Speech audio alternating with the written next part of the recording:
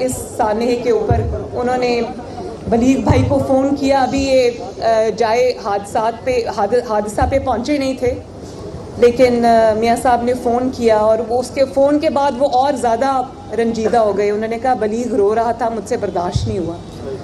और उन्होंने मुझे जेल से खाने के साथ 2-3 पर्चियाँ लिख के भिजवाई कि बलीग को मेरी तरफ से ये कहना, बहावलपुर में मेरी तरफ से ये मैसेज देना कि मेरा दिल बलीग के साथ है।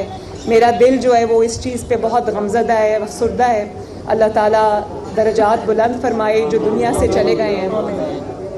तो दूसरा मेरा ख्याल है कि अभी एक बहुत बड़ा सानहा और भी हुआ है, जो कमरुज़्ज़मान कायरा साहब का बहुत यंग बेटा, जिस तरह से वो जितने बुरे हादसे में उसका इंतकाल हुआ है, उस पर भी हम सब का दिल बहुत रंजीदा है। बहुत अफसोस है मुझे, क्योंकि जो वालिदैन हैं जिनकी औलाद है वो ये समझ सकते हैं कि औलाद का दुख क्या होता है। और जो बच्चा है उसामा, शायद उसका नाम है, उसामा के साथ उसका एक दोस्त, बहुत खूबसूरत सा मासूम सा बच्चा था, उसकी भी डेथ हो गई। मैं उसके वालिदैन को नहीं जानती, मैं उसामा को नहीं जानती, लेकिन हम उनसे भी दिली हमदर्दी का इजहार करते हैं और उनके दर्जात की बुलंदी का और बख्शिश का भी के लिए भी दुआ करते हैं। इसी तरह मेरे भाइयों और बहनों, शायद आपने सुना हो, ये सोशल मीडिया पे मैं देख रही थी, कुछ तस्वीर आई। मोहम्मद से ताल्लुक़ रखने वाला एक ख़ानदान था, उसकी बच्ची फरिश्ता, जिस तरह से उसकी बेहुरमती की गई और उसका कत्ल किया गया बेरहमाना अंदाज से। मैंने जो तस्वीर देखी, मेरा दिल कांप उठा। मेरी अपनी 2 बेटियां हैं और मुझे मैं खुद किसी की बेटी हूँ, मुझे एहसास है कि ये कितना बड़ा दुख था।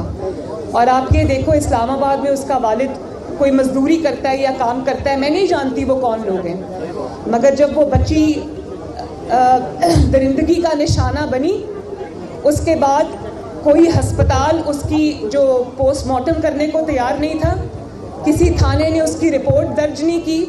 तो मैं अरबाब इख्तियार से ये कहना चाहती हूँ कि इस चीज़ का नोटिस लें। वो सिर्फ मोहम्मद की बेटी नहीं थी, वो किसी कबायली इलाके से ताल्लुक़ रखने वाली बच्ची नहीं थी, वो पाकिस्तान की बेटी थी।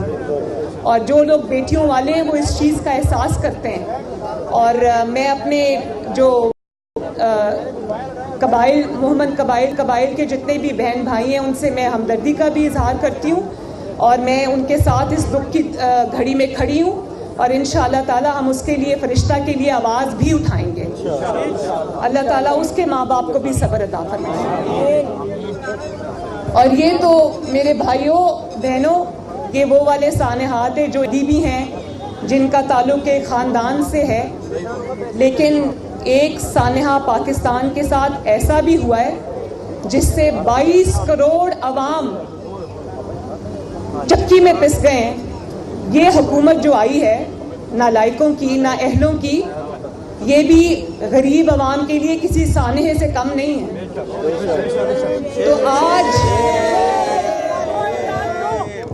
तो आज अगर इस सानहे का जिक्र ना किया जाए, हमारे मुल्क के साथ जो सानहा गुजर रहा है उसका जिक्र ना किया जाए तो ज्यादती होगी।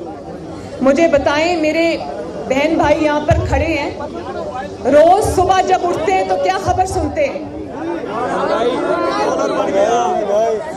10 महीने हो गए मेरे भाइयों बहनों, बहावलपुर के मेरे भाइयों बहनों, 10 महीने हो गए, एक अच्छी खबर सुनी पाकिस्तान के बारे में? रोज सुबह जब उठते हैं तो देखते हैं जी आज बिजली महंगी हो गई, आज गैस महंगी हो गई, आज चीनी महंगी हो गई। ये लीमू क्या चीज होते हैं? लीमू, गरीब जो है ना, रोज़ों में पहले लीमू और चीनी डाल के वो स्कंजबीन बनाया करता था। 50 रुपए किलो भी लीमू की बड़ी कीमत होती थी, आज 400 रुपए किलो है लीमू। 400 रुपए, 500 रुपए किलो है भावलपुर में।